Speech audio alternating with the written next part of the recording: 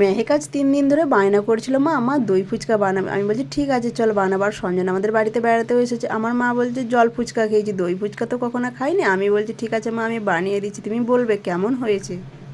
প্রথমে আমি শুকনো খোলার মধ্যে ভেজে নিয়েছি গোটা শুকনো লঙ্কা, গোটা ধনে, গোটা জিরে। ওটা আমি ভালোভাবে শিলের মধ্যে গুঁড়িয়ে নিয়েছি। তারপরে চিনি জল ফুটলে ওর মধ্যে আমসত্ত্ব, খেজুর, বিট লবণ, ভাজা মশলা আর একটুখানা কর্নফ্লাওয়ার গুলে দিয়ে দিবে, তাহলেই হয়ে যাবে চাটনি রেডি।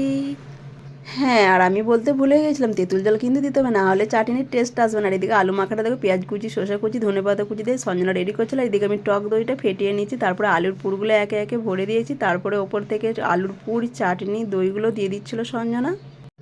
আর ওপর থেকে ঝুরি ভাজা দিয়ে দিয়েছিলাম। আর মেয়ে খাওয়ার জন্য এতটা এক্সাইটেড ছিল, ভিডিও করতে চাইছিল না গো, বলছে আমাকে তুমি আগে দিয়ে দাও, আমি খেয়ে রেডি করবো। দেখে লোভ সামলাতে পারছি না, তোকে আমি বকছি ভিডিওটা আগে বানার। সঞ্জনা দেখে পুরো হাসতে হাসতে পাগল হয়ে যাচ্ছে, বলেছে এত হাসছিল। তারপর সবাই বললো দারুণ হয়েছে, আমার মা বললো দারুণ দারুণ হয়েছে।